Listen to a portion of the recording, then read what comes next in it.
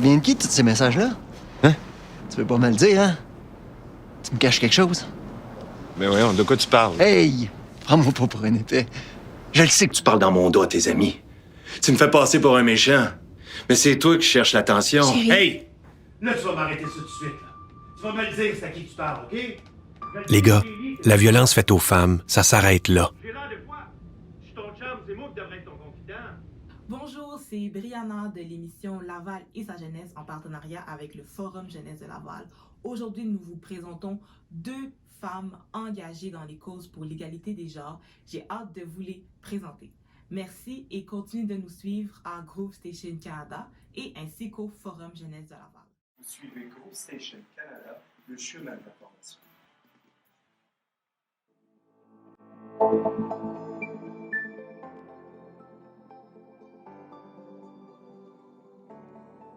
Vous avez une idée de podcast ou d'une émission sur le web? Il est maintenant possible d'enregistrer professionnellement vos émissions web et podcasts grâce à Groove Station Canada. Groove Station Canada, la solution technologique.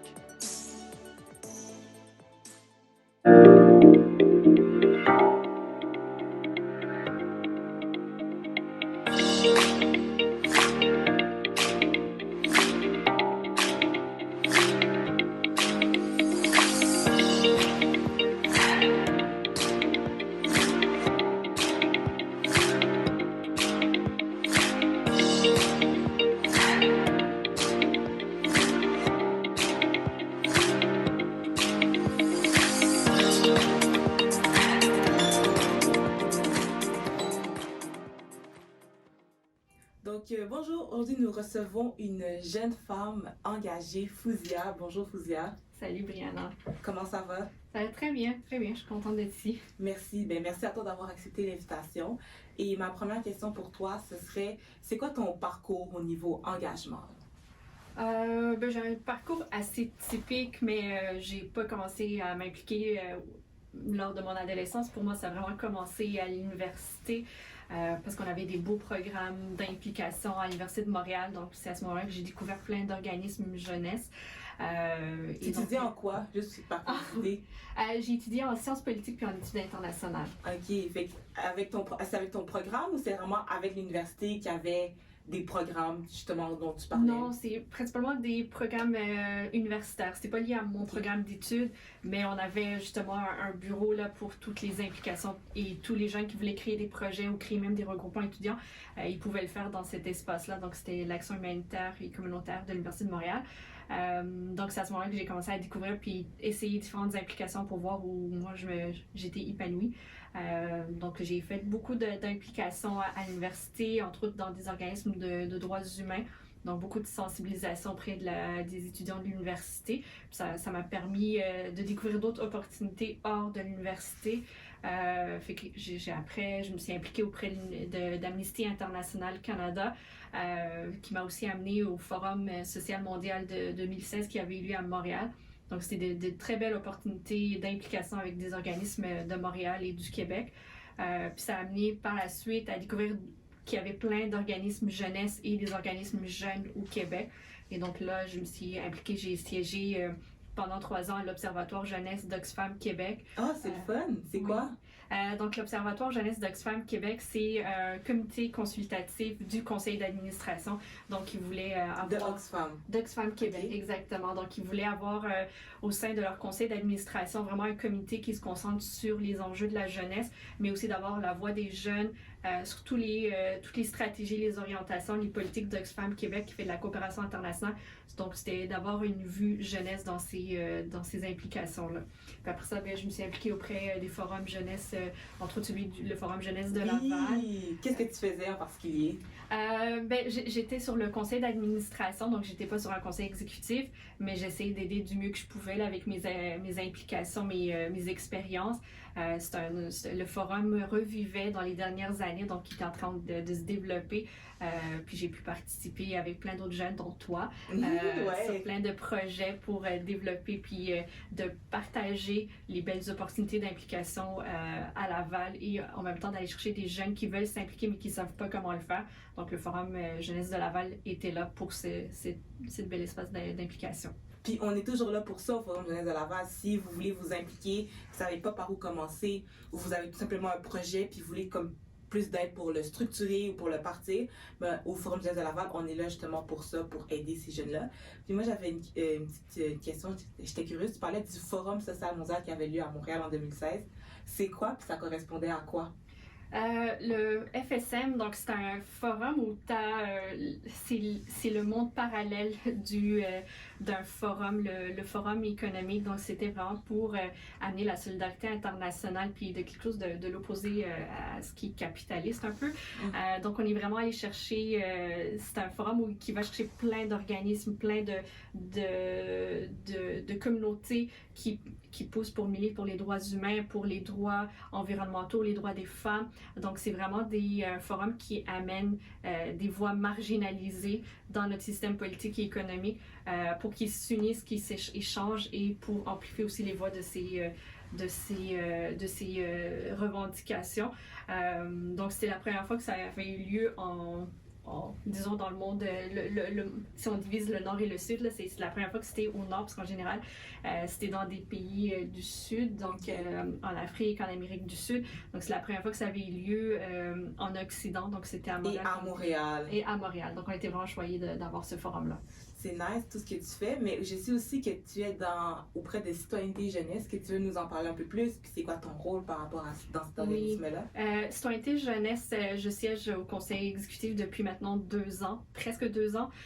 Donc Citoyenneté Jeunesse, c'est un organisme jeune en fait, donc c'est composé d'un conseil d'administration uniquement de jeunes avec la philosophie du par et pour les jeunes. Donc les jeunes sont vraiment au centre de toutes les actions et l'idée c'est d'amplifier la voix des jeunes de partout au Québec et aussi de revendiquer une plus grande représentation dans différents espaces décisionnels, que ce soit dans les organismes, les conseils d'administration et encore aussi dans les espaces politiques. Donc avoir plus de jeunes dans ces espaces-là, que ce soit au niveau municipal, provincial, fédéral. Donc c'est un organisme qui apporte beaucoup et qui apporte vraiment la philosophie du par et pour les jeunes, que la voix des jeunes soit toujours présente lorsqu'on a des enjeux.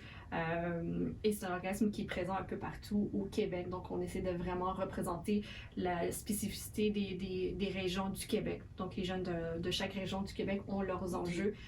Donc c'est mettre de l'avant ces différents enjeux régionaux aussi. Ok, c'est le fun. Donc il y a les citoyennes à Laval, à Montréal, puis dans différentes régions au Québec. C'est pas nécessairement les mêmes enjeux que vivent les jeunes un peu partout au Québec. Comment est-ce que vous faites pour dealer avec ça, Citoyenneté Jeunesse? C'est sûr, on veut mettre ça de l'avant, mais on revient toujours à la question de la représentation des jeunes, puis ça c'est un enjeu majeur puis qui touche tout le monde. Exact, c'est ça. Donc à la fin, c'est s'assurer qu'on laisse la place à ces jeunes-là pour s'exprimer et que leurs revendications soient entendues. Donc on revient toujours à ce qui est central et qui canalise toutes ces revendications, c'est mettons de la place aux jeunes dans nos espaces décisionnels. Ah, c'est le fun. Tantôt, tu avais parlé avec le Forum social mondial d'amplifier la voix des jeunes femmes. Avec Citoyenneté Jeunesse, vous avez participé à un projet, je pense, qui s'appelle Amplify. Est-ce que tu veux nous en parler un peu plus? Ça correspond à quoi? Amplify, c'est un projet de 2 ans qu'on a eu. Donc, c'est un beau projet qui a eu lieu au Canada et en Europe. Donc, ça a représenté à peu près 6 organismes, 3 au Canada et 3 en Europe. Puis, chacun de ces organismes-là a créé des labs dans différentes régions. En fait, Citoyenneté Jeunesse est le seul à avoir fait un lab régional. Les autres, c'était vraiment canalisé avec une localité, donc une ville. Citoyenneté Jeunesse, comme je l'avais dit, l'enjeu des régions était important pour nous. Donc, on avait un lab régional. Donc, on avait une participante de différentes régions du Québec dans ce lab-là. Et on devait, lors de ces laboratoires-là, se concentrer sur un enjeu qui était dans notre lab auquel j'ai participé, la question des égalités des genres. Donc, pendant 2 ans, on avait des réflexions, on poussait les différentes questions. On avait des rencontres avec des experts, que ce soit un maire d'une municipalité, des jeunes femmes super inspirantes. Et pour nous, la question qui nous est revenue, c'était le sexisme ordinaire que vivent les femmes et plus spécifiquement dans les espaces décisionnels. Donc, revenir à cet enjeu qui est très sur lequel on se concentre, les espaces décisionnels. Donc, ça a été l'enjeu qu'on a abordé à la deuxième phase de ce laboratoire-là, donc le sexisme ordinaire que vivent les femmes dans les espaces décisionnels. À la fin de ce projet-là, il fallait mener des actions. Donc pour nous, on voulait influencer nos décideurs politiques et on a commencé à faire des recherches sur l'Assemblée nationale.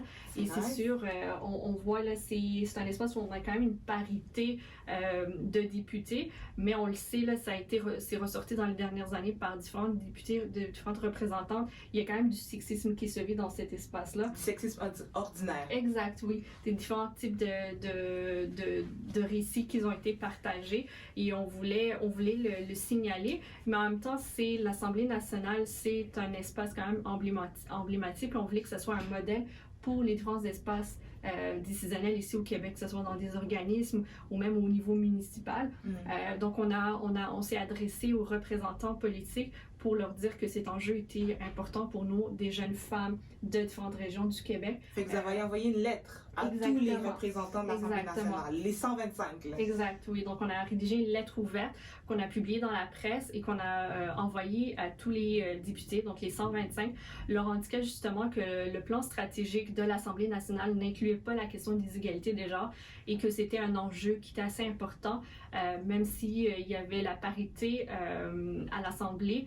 Ce n'est pas quelque chose qui est acquis. Du jour au lendemain, il peut y avoir un recul. Donc, on voulait vraiment mettre ça de l'avant pour que tous les députés, tous les représentants, toutes les personnes qui travaillent à l'Assemblée soient sensibilisées sur cet enjeu-là et voir qu'est-ce qui peut être fait au niveau de l'Assemblée pour envoyer un message clair à l'ensemble du Québec, mais aussi pour qu'il y ait des changements, des politiques, des règles plus formelles au niveau de l'Assemblée. On sait que c'est entre leurs mains à eux, mais on voulait au moins ajouter un peu apporter quelque chose à cette discussion-là. Donc, c'est pour ça qu'on a partagé notre lettre ouverte avec les différents députés. Lettre ouverte qui s'appelle « Amplifier le pouvoir des jeunes femmes », parue dans la presse au courant de l'été, c'est ça? En automne. Donc, ça a paru en automne. Ça nous a permis d'avoir différentes discussions avec des députés de l'Assemblée nationale. Qui sont? On a entre autres parlé avec Christine Labrie, Catherine Fournier, une ancienne députée aussi, Marie Malavoie, ce qui a mené par la suite que Catherine Fournier a lu notre lettre au Salon Bleu ce février, le mois passé. Et donc, là, on est toujours dans les discussions. On veut vraiment parler à le plus de députés possible et d'aller voir quels sont les différents canaux par lesquels on peut avoir un impact au niveau de l'Assemblée nationale. On a entre autres parlé avec François Paradis il y a quelques semaines. Donc, il y a vraiment des ouvertures au niveau des différents députés de l'Assemblée nationale qui sont sensibilisés à cet enjeu-là.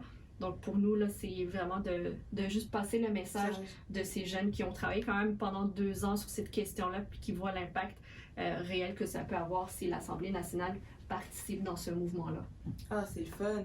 Puis, est-ce que vous avez entrepris d'autres actions que la lettre? Vous avez parlé de parler avec les députés, avec les représentants. Est-ce qu'il y a eu d'autres choses où on se concentrait vraiment au niveau politique, les égalités des genres, des sexes, et ainsi de suite? Pour ça, on avait deux axes pour nous. C'était cibler les décideurs politiques parce qu'on sait que si ils sont prêts à faire des changements, eux, ils ont les capacités entre leurs mains. Mais en même temps, on voulait aussi sensibiliser puis amplifier la voix de jeunes femmes. Donc, l'autre volet, c'était de rejoindre des femmes dans différentes régions qui sont dans des espaces décisionnels. Exactement. Puis, on a fait des entrevues avec eux. Puis, ces entrevues ont été partagées sur le site web de Citoyenneté Jeunesse. L'idée derrière ça, là, c'était vraiment de mettre de l'avant ces femmes-là, de les faire rayonner, parce qu'on l'oublie des fois. Donc, on voulait les mettre de l'avant, mais en même temps que ça soit des modèles pour d'autres femmes. Que oui, là, des femmes dans des espaces décisionnels, il y en a, puis ils sont capables ils nous partagent les enjeux qu'eux, elles vivent avec le sexisme ordinaire, mais aussi comment ils peuvent le surpasser. Puis, c'est des femmes de tout âge ou si vous avez concentré sur des jeunes femmes? Sur les jeunes femmes, comme étant donné que c'est un projet pour les jeunes, pour nous, on s'est concentré sur les jeunes femmes de 35 ans et moins. Mais il ne faut pas oublier, là, c'est un enjeu que vivent toutes les femmes de peu importe l'âge qu'elles ont. Là. Exactement. Ah, ok, c'est le fun. Puis, je me demandais aussi pour toi, par rapport on parle de tout ça, de l'enjeu des femmes, pourquoi est-ce que quelque chose qui vient te chercher, comme pourquoi tu essaies d'embarquer dans Amplify? C'est un peu difficile à penser. Ouais. Ça fait toujours d'être une femme qui vit du sexisme dans sa vie. C'est sûr, ça te touche. Tu le vois avec d'autres femmes autour de toi. Tu les vois, les obstacles, tu peux les vivre. Donc, c'est sûr que ça devient personnel. Mais mon parcours a toujours été la question de mettre de l'avant les voix marginalisées, que ce soit ceux des jeunes, ceux des femmes, les minorités visibles, les personnes racisées. Donc, c'est sûr, la question de l'égalité des genres est tellement importante. Si on met un blocage, on met des obstacles pour une grande portion de la population, on peut pas avancer. Donc, c'est sûr, si on est capable de mettre de l'avant des femmes puis qu'on pousse pour faire des changements, pour s'assurer une plus grande égalité des genres, on va vraiment avoir un impact dans la vie des femmes. En général, tu as parlé d'obstacles, tu as parlé de faire entendre la voix justement des femmes marginalisées. Qu'est-ce qui s'en vient pour toi? C'est quoi ton aspiration, tes aspirations pour le futur, là? Ton souhait, un des souhaits les plus chers? Pour être honnête là, avec tout ce qui se passe dernièrement, je me dis, on ne sait jamais ce qui peut arriver. Donc, pour moi, je suis le courant en ce moment. Par exemple, avec Amplify, c'est un beau exemple. On a fait une lettre qui a eu un impact. Puis on suit le courant parce qu'on est confiante de ce qu'on dit, on y croit fort, on est passionné. Donc, je veux pas me mettre plus de pression qu'avec tout le stress qu'on vit. Je suis le courant, puis on va voir où ça va nous mener pour le moment. C'est comme ça que je le vis, le présent. Donc, c'est très bien. Merci, Fouzia. Donc, vous avez deux choses à aller voir. Lire la lettre ouverte, amplifier le pouvoir des jeunes femmes paru dans la presse, justement, avec le programme Amplify, et aller voir les jeunes femmes engagées dans différentes régions du Québec sur le site de Citoyenneté Jeunesse. C'est bien ça? Oui. Super, donc merci beaucoup Fouzia, merci d'avoir accepté l'invitation, puis on va continuer justement, la journée de la femme s'en vient bientôt, on va continuer justement à trouver des moyens comme toi avec Amplify, de voir comment est-ce qu'on peut amplifier le pouvoir des femmes et des jeunes femmes en général. Donc merci beaucoup. Merci Brianna. Bonjour, je m'appelle Brianna Tepé et je suis l'animatrice de l'émission Laval et sa jeunesse. C'est une émission en partenariat avec le Forum Jeunesse de Laval. Le Forum Jeunesse de Laval est un organisme par et pour les jeunes qui a pour but de renforcer le pouvoir d'agir des jeunes de Laval entre 15 et 35 ans en soutenant le développement de leurs projets, de leurs connaissances ainsi que leurs compétences. C'est un organisme aussi qui a pour but de montrer plus de visibilité aux jeunes et c'est pourquoi l'émission Laval et sa jeunesse. Vous suivez Groove Station Canada, le chemin de la formation. Donc, bonjour à tous et à toutes. Aujourd'hui, nous recevons Céleste Pépin, une autre jeune femme engagée. Bonjour Céleste. Salut. Ça va bien? Oui, toi? Merci d'avoir accepté l'invitation de venir à l'émission Laval et sa jeunesse à Groove Station Canada. Ma première question pour toi, c'est de savoir, c'est quoi ton parcours d'engagement? Là? Ouais, fait que dans le fond, j'ai commencé à être engagée surtout au secondaire. Il y avait beaucoup d'opportunités de bénévolat. T'allais à quelle école, juste comme ça? Oui, j'allais à l'International de Laval. Okay. Puis, on a un nombre d'heures de bénévolat à faire à la fin de notre secondaire. Puis ça, comme au début, c'était obligatoire, fait que je me sentais forcée à le faire. Mais peu à peu, j'ai vraiment commencé à développer un engagement pour ma communauté, pour... Ton école aussi? Mon école, exactement. J'ai beaucoup travaillé dans le conseil étudiant. Après ça, je me suis tournée vers des organismes comme Amnesty International, pour qui je fais encore du bénévolat aujourd'hui. Puis après ça, en sortant du secondaire, en rentrant au cégep, j'ai eu plus d'opportunités à rentrer dans des organismes qui sont peut-être plus indépendants, qui sont peut-être moins connus au secondaire. J'ai travaillé avec Extinction Rebellion pour l'environnement. J'ai été dans un groupe Pink Panther pour la communauté LGBTQ+.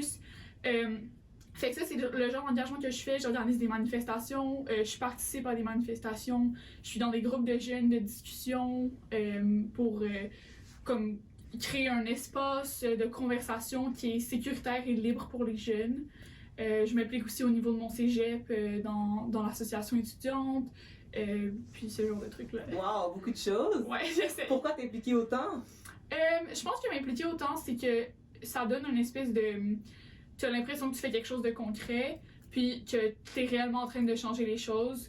Comme oui, on peut faire plein de petits gestes dans notre quotidien qui peuvent aider la société, mais je pense qu'en s'engageant puis en montrant aux autres jeunes que on peut s'engager, puis on peut réellement, tu sais, on envoie des lettres, nous, là, à des premiers ministres, puis on envoie des lettres à des députés, puis tout ça, puis c'est qu'on rentre, tu sais, on a des rencontres avec ces gens-là, fait que c'est vraiment du concret, comme on le voit directement, qu'on fait changer les choses.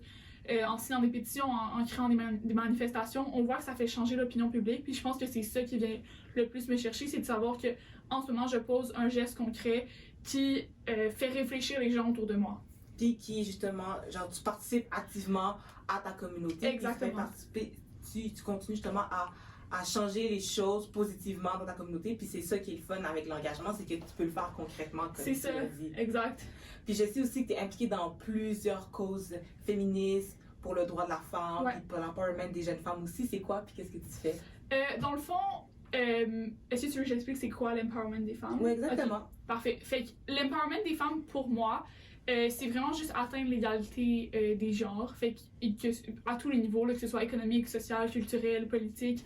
Dans notre société québécoise, ça a peut-être l'air moins drastique, l'inégalité, tu sais, on la voit peut-être moins que dans d'autres pays, mais elle est quand même très présente au Québec, tu sais, comme en tant que jeune, genre, je suis une jeune femme, puis je l'ai vu, les opportunités sont pas les mêmes, on n'est pas traité nécessairement de la même manière. Souvent, on est la seule femme à la table, on est la seule personne qui est comme qu'on représente notre communauté de femmes. Puis ça peut être lourd à porter, ça. Fait que je pense que le empowerment de la femme, c'est justement ça, c'est d'avoir plus de ressources, plus d'opportunités pour justement qu'on puisse nous entendre qu'on nous écoute surtout. Puis ça, on peut faire de 100 millions de manières. C'est comme je l'ai dit plus tôt, ça peut être dans les petits gestes, là, juste dans la discussion avec les autres, dans juste ouvrir la discussion sur c'est quoi être une femme ici au Québec, puis comment on vit cette oppression-là. Puis ça peut être dans des gestes qui sont plus intenses comme participer à des manifestations, participer à des marches, signer des pétitions, participer à des organismes qui travaillent activement à l'égalité des genres. Puis tu sais, il y a aussi des jobs qui font ça dans la vie de tous les jours, là, ici au Québec, là, comme il y a des gens qui travaillent en violence conjugale, qui travaillent pour les victimes d'agressions sexuelles, ce genre de trucs-là, comme il y a plein de manières de s'impliquer qui sont, tu sais, sur un spectrum, là, genre de petits gestes à actions très concrètes, là. Puis tu as parlé d'organismes aussi. C'est quoi les organismes qui existent, puis est-ce que tu en fais partie? Je suis pas dans des organismes, je suis plus dans des organisations de jeunes. Okay. Les organismes, là, ça va être, admettons, le regroupement des maisons d'hébergement ou comme le CAVAC, là, ça c'est vraiment des organismes spécifiques aux femmes victimes de violences conjugales ou d'agressions sexuelles. Mais il y a des organisations super intéressantes à Laval, de jeunes, des regroupements de jeunes, dans les écoles surtout, je le vois de plus en plus dans les écoles secondaires. Ben oui, parce qu'on a entendu parler justement des jeunes, des garçons qui s'imitent à porter des jupes. Qu'est-ce que t'en penses? Je suis très mitigée sur le sujet. D'un côté, je trouve que c'est bon de reconnaître la cause parce que moi, tout mon secondaire, je me suis battue pour ça, là, pour les codes vestimentaires. J'ai été dans une école publique, je sais c'est quoi, comme se faire chialer par les surveillantes que t'es pas habillée correctement, tu sais. Je l'ai vécu, fait que c'est sûr que d'avoir de la visibilité pour cette cause-là, je vais pas chialer. Mais par contre, j'ai juste eu un petit problème avec le fait que, comme je pense que ça fait 10 ans qu'on se bat pour ça, que je connais des filles qui se sont battues pour ça dans leur école secondaire, puis la seule fois qu'on a vraiment comme la visibilité dans les médias, c'est quand des garçons décident de le faire. Mm-hmm. Je pense que ça m'a un peu chicoté à l'intérieur parce que... C'est venu te chercher un petit peu? Ouais, c'est comme, on nous a tellement pas écoutés pendant beaucoup trop d'années. Puis il faut que ce soit des hommes qui se battent pour la cause des femmes. C'est comme on est rendu, genre... C'est ça. Puis là, c'est comme le paradoxe de... On se bat contre le patriarcat, puis finalement, c'est le patriarcat qui rentre dans notre mouvement pour se battre pour nous. Fait que c'est là que j'ai eu un petit peu de la difficulté. Ok, c'est bon. On comprend ça. Puis est-ce que y a d'autres organismes que tu fais, organisations par contre, que tu disais que tu œuvres des causes? Ouais, c'est ça. Moi, au secondaire, j'étais dans le comité de conditions féminines. Fait que dans le fond, c'était un regroupement, là, on se voyait une fois par semaine, puis on discutait des actions concrètes qu'on pouvait prendre au secondaire. Sinon, moi, à mon cégep, il y a beaucoup d'organisations, des safe spaces qu'on appelle, fait que des espaces sécuritaires pour les gens issus de groupes marginalisés, que ce soit la communauté LGBTQ+, les femmes, les personnes racisées. Fait qu'il y a beaucoup d'organisations dans les cégeps, ça je le sais. Par contre, organisation en dehors des écoles, c'est plus difficile d'avoir des ressources parce que, encore une fois, tu sais, on est jeune, fait que c'est difficile de rentrer dans des organisations parce que c'est souvent beaucoup plus des personnes, tu sais, 30, 40 ans. Fait que des fois, on a l'impression qu'on a moins notre place. Fait que moi, je conseille vraiment d'essayer de partir quelque chose à l'école. Je pense que c'est la meilleure manière de s'engager pour commencer parce que tu vas voir que tes actions, le résultat va être plus tangible parce que tu vas le voir directement. Donc, commencer par l'école pour s'engager en tant que jeune femme. Mais est-ce que c'est un problème ou c'est un enjeu que tu vois justement dans les causes, je vais dire, féministes, que c'est beaucoup les mêmes genres de femmes qu'on voit? Oui. Ça, c'est un sujet qui me touche énormément. C'est l'intersectionnalité, dans le fond. Fait que c'est l'idée que même dans le mouvement féministe, on recrée des oppressions qui sont présentes dans la société, comme le racisme systémique. Même au sein du mouvement féministe, c'est souvent, comme là je le dis, je suis une femme blanche, mais c'est souvent des femmes qui me ressemblent énormément, qui sont à la tête de ces mouvements-là, puis il n'y a pas de diversité culturelle nécessairement dans les mouvements féministes, puis il y a des points de vue qui peuvent, qui perpétuent des micro-agressions, puis du racisme envers des femmes racisées, fait que c'est encore plus difficile d'être une femme racisée dans un mouvement féministe parce que tu te sens pas plus écoutée dans des mouvements féministes très blancs, là, je trouve. C'est sûr, là, dans les écoles, ça change. Là, il y a de plus en plus de diversité culturelle, fait qu'il y a plus d'ouverture là-dessus, mais encore dans les organisations extérieures aux écoles, là, on le voit, puis dans des manières d'organiser des manifestations, souvent, on oublie les femmes racisées, puis on oublie des enjeux que nous, en tant que femmes blanches, on vit pas nécessairement parce qu'on n'a pas ce problème-là, tu sais, de vivre le racisme.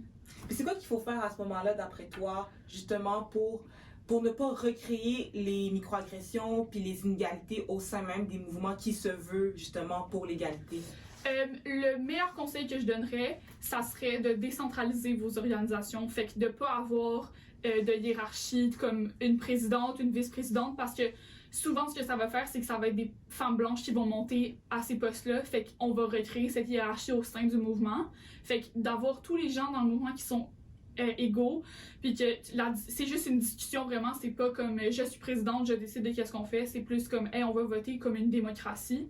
Ça serait mon premier conseil. Sinon, ça serait aussi d'essayer d'inviter le plus possible les femmes qui ont des points de vue différents que celui qu'on a vécu toute notre vie, d'avoir des femmes racisées, d'avoir des femmes issues de la communauté LGBTQ+, des personnes non-binaires. C'est important de rentrer le plus de points de vue possible pour justement comprendre tous les points de vue. Un angle, une vision d'ensemble, c'est ça exactement, puis de pas rejeter ce que quelqu'un dit parce que ça va pas avec ce que toi t'as appris toute ta vie, tu sais, des fois, comme je l'ai dit plus tôt, il y a des expériences tellement différentes, puis il faut juste apprendre à reconnaître ces expériences-là sans dire c'est pas une expérience que moi j'ai vécue, fait que ça existe pas, tu sais, c'est pas... Ouais, c'est faut comprendre que ça existe, là. Je comprends tout à fait, puis j'aime ça quand tu parles justement de structure horizontale, parce que nous, au Forum Jeunesse à Laval, c'est comme ça qu'on fonctionne, avec une structure horizontale, donc il n'y a pas de président ou de vice-président, c'est vraiment des premiers liens, puis il y a des cercles, puis il y a des groupes, justement, qui travaillent ou qui œuvrent dans différentes causes plus spécifiques. Fait qu'on vous invite justement, j'en profite, à venir comme membre au Forum Jeunesse à Laval. Vous avez entre 15 et 35 ans, vous vivez, vous habitez ou vous étudiez à Laval. C'est une super belle expérience, vraiment. Je l'ai vécue pendant quelques mois, puis j'étais à ses tout débuts, là, mais c'est super intéressant. Puis de voir, c'est la première fois que moi j'étais dans une structure horizontale, puis c'est là que tu as le déclic de ok, ça peut fonctionner. Puis ça t'ouvre vraiment d'horizon, tu rencontres des gens de milieux différents, puis ça crée une discussion que tu n'aurais pas nécessairement dans d'autres milieux parce que c'est pas des gens qui sont autant engagés, tandis que là, au Forum Jeunesse, c'est plein de gens engagés, fait que c'est comme, t'es juste toujours dans l'engagement, fait que ça aide tellement les idées, là, puis c'est fun de faire des affaires concrètes, puis c'est du par et pour des jeunes, fait qu'on est des jeunes âgés entre 15 et 35 ans environ, puis on veut faire d'autres projets par les jeunes, puis on est justement entre jeunes. C'est vraiment le fun, donc on vous invite. Puis là, pour finir, Céleste, on a parlé de beaucoup de choses, mais pour toi, pour le futur, là, c'est quoi tes aspirations, là? Genre personnel? Personnel, oui. Dans le fond, là, j'applique présentement à l'université, fait que c'est sûr que rendu à l'université, j'aimerais continuer cet engagement-là, puis peut-être que ce soit plus concret, parce que moi, j'ai vécu, dans le fond, le collégial pendant la COVID, fait que ça m'a coupé court sur... Tous tes engagements, tous les causes que tu voulais porter. Exactement, fait que c'est sûr que ça a été dur pour moi. mais j'espère qu'à l'université, je vais pouvoir, en respectant toutes les règles sanitaires, mais si jamais là, on souhaite que la COVID arrête, de pouvoir continuer à m'engager à l'université, puis de voir c'est quoi rendu peut-être plus vieille, plus mature, tu sais, c'est quoi ce genre d'engagement-là, comment je peux m'engager dans ma communauté encore plus concrètement. Puis je pense que ça serait aussi de ne pas avoir peur de m'engager dans des organismes qui sont pas associés à une école, parce que j'ai pas mal fait ça tout mon parcours scolaire, parce que c'était facile, c'était accessible, puis j'avais pas le stress de pas me sentir à ma place, parce que je pense que c'est un sentiment qu'on ressent beaucoup en tant que femme, de pas avoir l'impression qu'on est au bon endroit, puis qu'on prend trop de place. Fait que je pense que ça serait ça, de pas avoir peur de m'impliquer dans des organismes qui sont pas associés à l'école, puis de prendre ma place, puis de m'imposer en tant que femme. Ouais, on te le souhaite. Puis merci Céleste d'avoir accepté l'invitation. Merci à toi de m'avoir invité. Super, à la prochaine. À la prochaine. Bye bye. Merci. Ça vient de qui, tous ces messages-là? Hein? Tu veux pas me le dire, hein? Tu me caches quelque chose? Mais voyons, de quoi tu parles? Hey! Prends-moi pas pour un épais.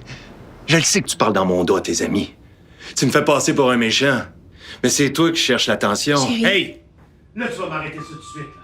Tu vas me le dire, c'est à qui tu parles, OK? Les gars, la violence faite aux femmes, ça s'arrête là. J'ai l'air de quoi? Je suis ton chum, c'est moi qui devrais être ton confident. Vous suivez Groove Station Canada, le chemin de l'information.